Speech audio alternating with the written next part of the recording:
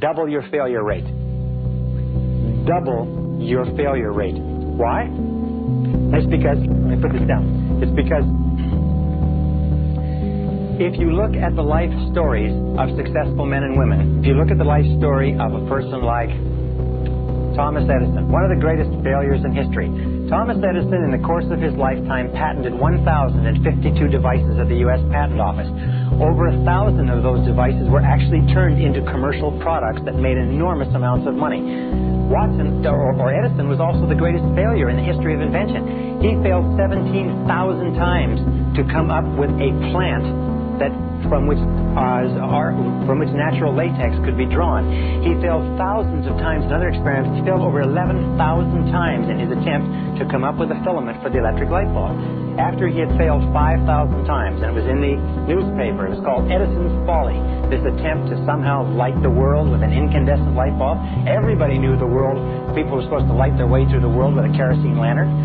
A reporter came to him, a young reporter, said, "Mr. Edison, why do you persist in spending all this time and money after you failed 5,000 times?" And Edison said, "Young man," he said, "you don't understand how the world works." He said, "I haven't failed at all." He said, "I've just successfully discovered 5,000 ways that will not work."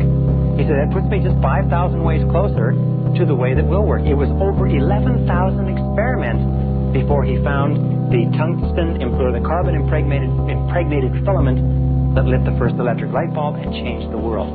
Colonel Sanders went to over 1,000 restaurants. A 66-year-old man went to over 1,000 restaurants to try to sell his recipe initially before he found one restaurant that would pay him a 5-cent chicken royalty. But he kept on. Would you keep on after 100, 200, 500, 1,000 people had told you no? Sanders did, and became one of the richest and most well-known and most respected men in America. So you have to understand that success and failure go hand in hand, that wherever there is a possibility for success, there's also the possibility for failure.